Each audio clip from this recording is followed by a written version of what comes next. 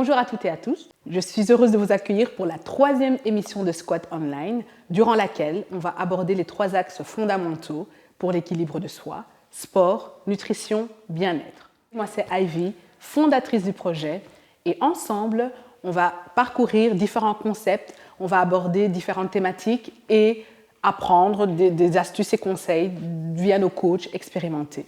Comme tu le sais peut-être déjà, The Squat, c'est quoi? Sport, Quality, Unit, Activity, Travel. C'est une plateforme interactive sur laquelle les adhérents auront la possibilité d'avoir accès à nos services et nos produits, tels que des coachings personnalisés encadrés par nos coachs expérimentés, des séminaires et des voyages.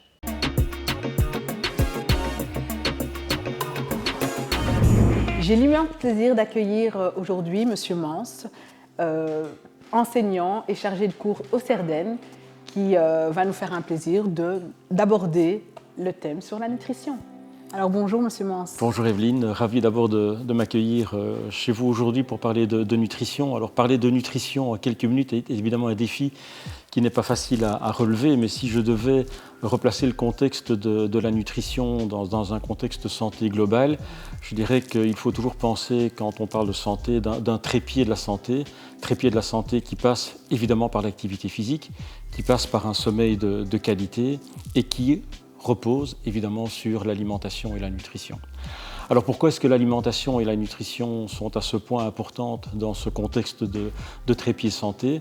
Simplement parce qu'il faut comprendre que le corps a besoin de recevoir tous les jours un certain nombre de nutriments. Quand on parle de nutriments, nous allons parler de macronutriments, de glucides, de lipides, de protéines. Mais on va également parler de ce qu'on appelle des micronutriments, ce sont les vitamines, les minéraux et les oligo-éléments. Et la difficulté, c'est qu'aujourd'hui, dans le monde dans lequel on vit d'abord dans un monde qui devient de plus en plus toxique parce que l'environnement, malheureusement, ne nous aide pas, la pollution ne nous aide pas. Les sols s'appauvrissent par une utilisation intensive de pesticides qui font que lorsqu'on pense même s'alimenter de manière efficace à travers des légumes ou des fruits que l'on pense être de qualité, mais on sait qu'au cours des 50 dernières années, le contenu en minéraux de bon nombre de légumes et de fruits a drastiquement diminué. Et donc pour tout cela, la remise en cause de l'alimentation et le fait de s'intéresser vraiment à l'alimentation est un élément très important. Je voudrais prendre juste 2 exemples. Quand on parle par exemple du sommeil, beaucoup de personnes aujourd'hui souffrent d'un sommeil qui n'est pas de qualité. Les gens se réveillent fatigués le matin.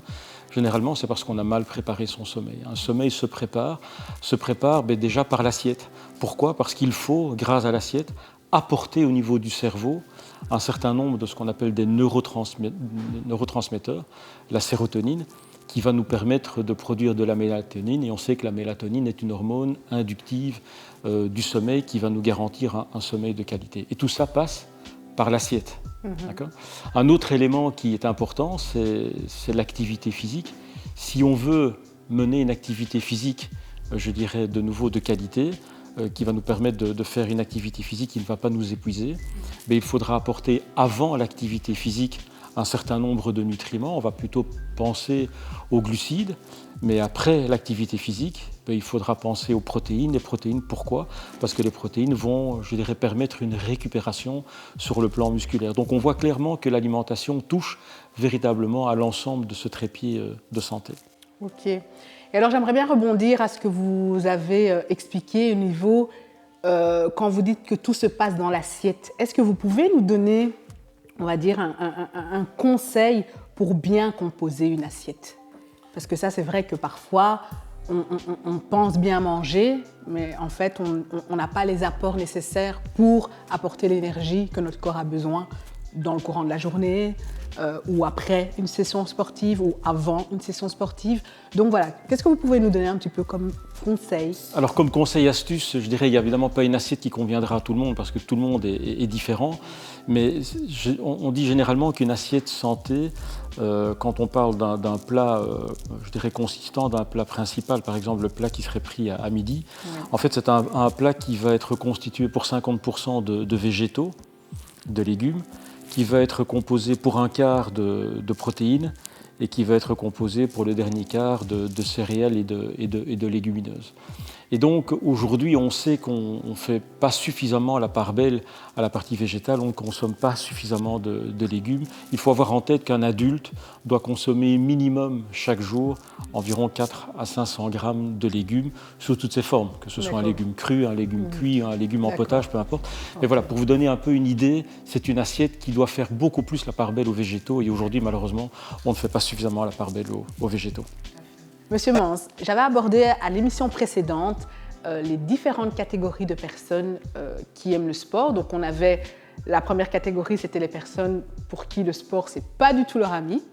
La deuxième catégorie de personnes où là, on fait du sport parce qu'on veut se maintenir en forme.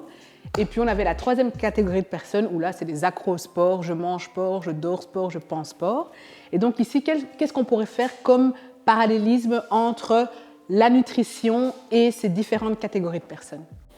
Alors, au niveau de la nutrition, il faut se rendre compte que quelqu'un qui était sédentaire, qui se remet à l'activité physique, c'est généralement quelqu'un qui a probablement consommé un peu trop de glucides et c'est quelqu'un chez lequel on ne va pas conseiller de trop consommer de glucides, mais plutôt d'avoir une approche plus riche en termes de graisses, de bonnes graisses, des graisses anti-inflammatoires, les fameux oméga 3, qui vont venir, je dirais, permettre de prendre en charge une petite inflammation qui peut naître d'une activité physique qui était absente peut-être pendant des mois, voire des années. Et généralement, quand on se remet à l'activité physique, l'inflammation est souvent très présente. Et donc avoir une alimentation qui va privilégier des graisses de qualité, plutôt de type oméga 3, va permettre de prendre en charge cette inflammation. Chez quelqu'un qui fait de l'activité physique, je dirais de manière régulière pour se maintenir en bonne santé, je dirais qu'il faudra chez cette personne simplement s'attarder à s'assurer que l'équilibre entre les trois grandes familles de macronutriments soit bien respecté. Donc à la fois un bon apport en protéines, un bon apport en glucides, un bon apport en lipides. Là, c'est vraiment plutôt une question de respect des trois grandes entités. Par contre, chez un individu qui fait beaucoup d'activité physique, comme vous le disiez, qui respire sport du matin au soir, généralement, chez ces personnes-là, il y a ce qu'on appelle un catabolisme important qui s'installe et qui va faire qu'on va hyper consommer les trois grandes catégories de nutriments, que ce soit les glucides, les protéines, les lipides, voire les micronutriments, les vitamines et les minéraux. Donc là, une assiette beaucoup plus riche, avec une densité nutritionnelle, est véritablement quelque chose d'important. Et peut-être, dernier petit détail, à mon sens fondamental chez ces sportifs trop intensifs parfois, c'est la qualité de ce qu'on appelait la flore intestinale, qu'on appelle le microbiote aujourd'hui. S'assurer que de ce côté-là, tout se passe bien, donc d'apporter des fibres, des prébiotiques, mais également de bonnes bactéries, de probiotiques qui vont garantir un microbiote en bonne santé. Tout ce que vous avez partagé, c'est fondamental et c'est surtout indispensable à arriver à cet équilibre qui parfois, comme vous l'avez expliqué, on se réveille fatigué, on pense bien manger, mais c'est vrai que tous ces éléments que vous avez évoqués, on doit vraiment avoir ce déclic et comprendre à quoi sert la nutrition dans cette envie d'arriver à cet équilibre. Donc voilà, je ne sais pas si vous avez encore d'autres choses à rajouter. Non, je pense que vous avez bien résumé le propos. Vous savez ce qu'il vous reste à faire et on va passer à notre atelier culinaire avec Nawal Mrini. Merci, à tout de suite.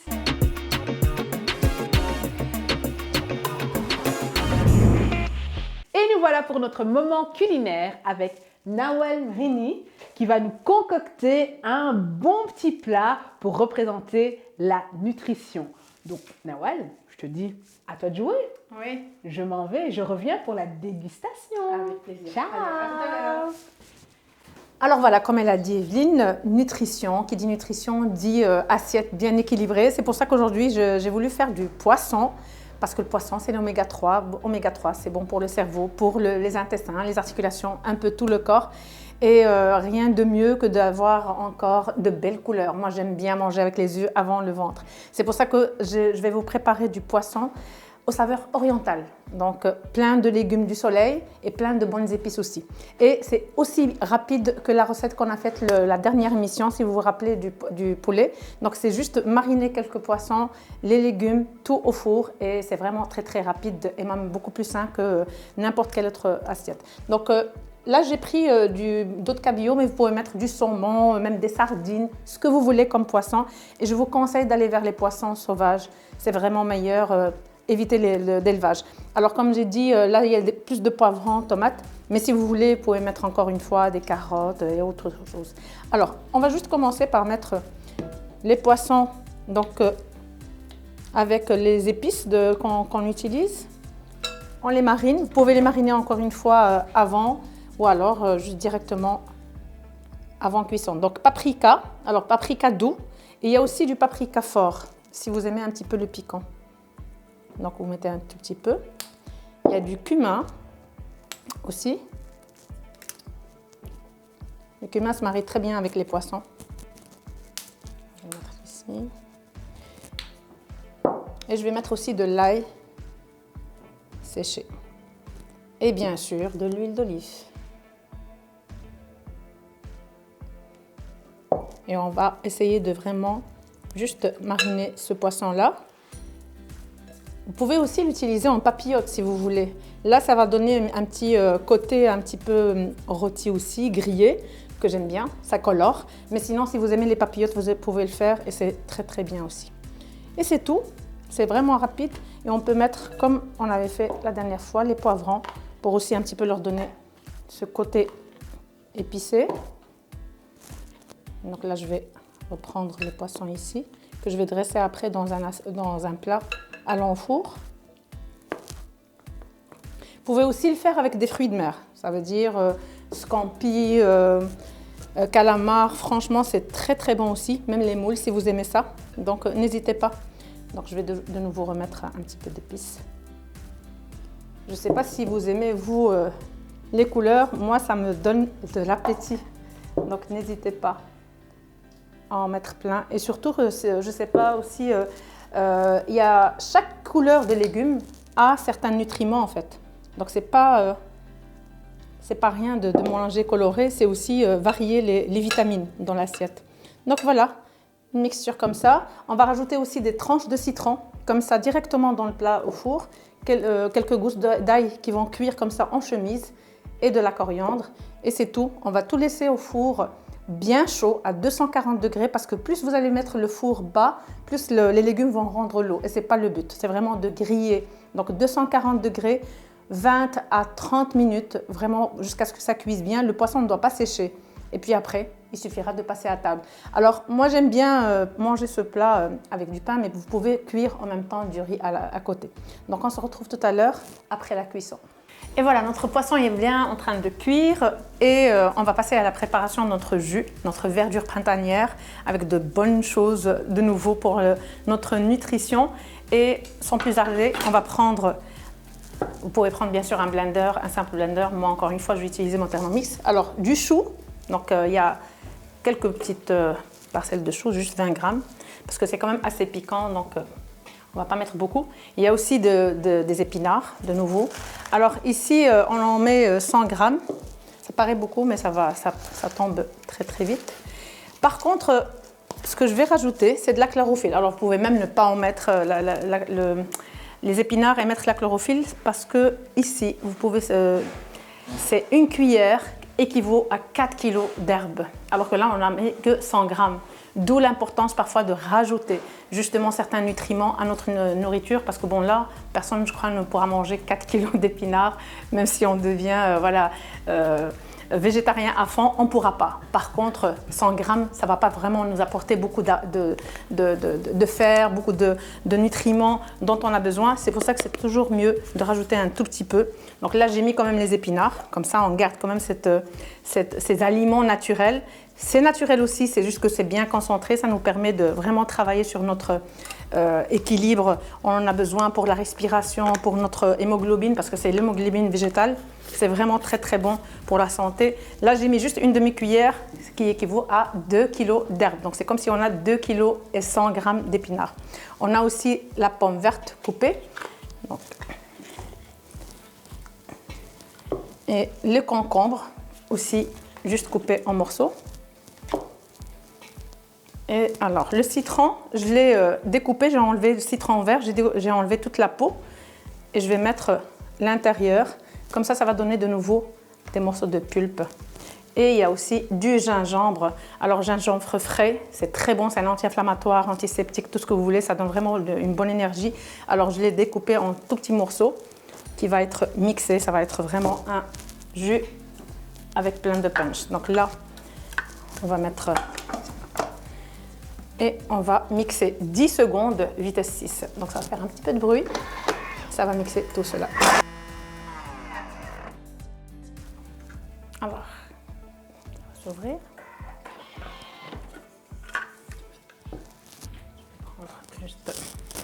Et on rajoute du jus de pomme naturel, bien sûr. Essayez de le prendre bio, si possible, 250 grammes. Et bien sûr, la quantité, vous pouvez aussi la varier selon la consistance que vous voulez. Alors, le miel, vous pouvez le remplacer aussi par du sucre de coco ou sirop d'érable. Alors, 1 cuillère à 2 cuillères maximum. Donc là, je vais le faire comme ça à l'œil, 1 et 2. Le miel, c'est très très bon pour la santé aussi. Donc, préférez-le au lieu de rajouter du sucre normal.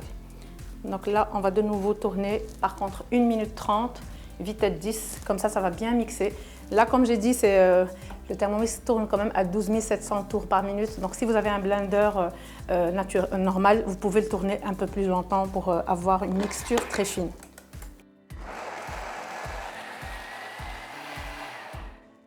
Si vous voulez rajouter des glaçons, n'hésitez pas. S'il fait chaud. Oh là là, quelle belle couleur. Moi, j'adore cette couleur. Ça me rappelle la nature. Voilà.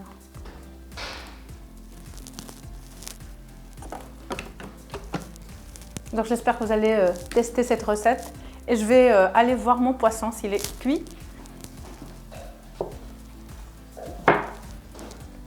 Alors... les odeurs, je ne vous dis pas. Ça nous ramène dans les pays du soleil. J'espère que vous allez tester ces deux recettes. Le poisson épicé avec ses légumes du soleil et la verdure printanière. On se retrouve à la prochaine émission pour des recettes encore alléchantes et saines. Au revoir.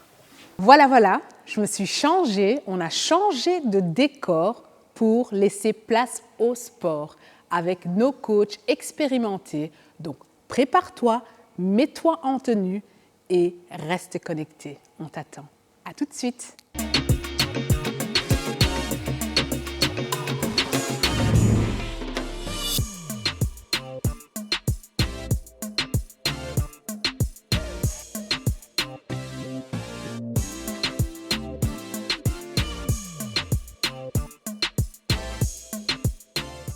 Bonjour à tous et bienvenue parmi nous. Aujourd'hui, je suis accompagné de mes deux chers collègues, Evelyne et Fred. Je me présente, je m'appelle Christian, donc je suis votre coach sportif. Je vais vous parler aujourd'hui de la fente. Donc la fente, ce que vous devez savoir, c'est que vous allez développer donc, une tonicité musculaire et vous allez pouvoir être beaucoup plus réactif et bien sûr aussi être beaucoup plus explosif. Je vais vous montrer 3 exercices spécifiques sur les fentes que nous allons réaliser ici ensemble. Donc, placez-vous en position, un long pas vers l'avant, une longue jambe vers l'arrière. Placez vos mains sur les hanches pour garder un peu plus d'équilibre. Une fois que vous êtes prêt, que vous êtes bien positionné, que le talon est bien collé au sol, que la jambe avant est prête, préparez-vous à descendre vers le bas et à remonter. À mon signal, on y va. 1.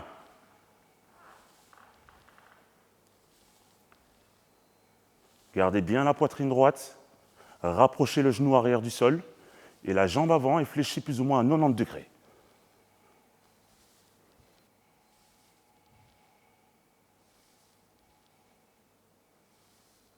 Ok, stoppez. Alors parfait, donc nous allons changer de côté.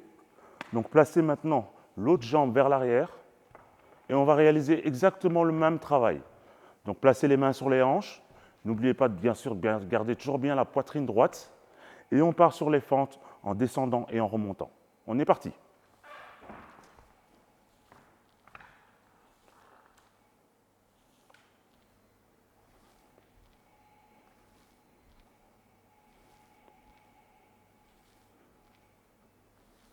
Encore une.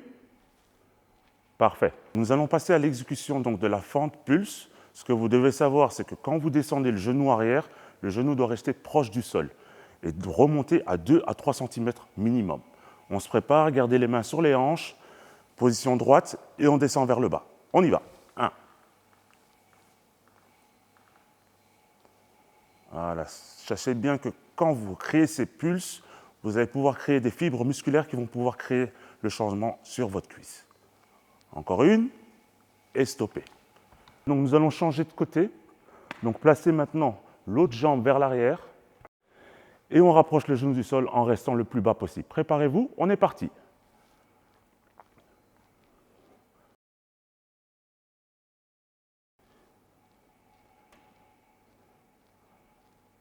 Ok, on relâche. On passe au troisième exercice, donc la fente alternée. Ce que vous devez savoir sur la fente alternée, non seulement vous allez créer un changement au niveau du cœur, parce que forcément la fréquence cardiaque va augmenter, et la deuxième chose, c'est qu'en plus de cela, vous allez pouvoir renforcer le bas de votre corps. Sur la fente alternée, vous engagez aussi bien vos quadriceps, vos adducteurs et vos mollets. Donc c'est un mouvement simple, mais qui peut procurer vraiment une bonne tension. On va se préparer. Préparez-vous, placez une jambe vers l'avant. Ici, on va utiliser les bras pour pouvoir donner de l'impulsion.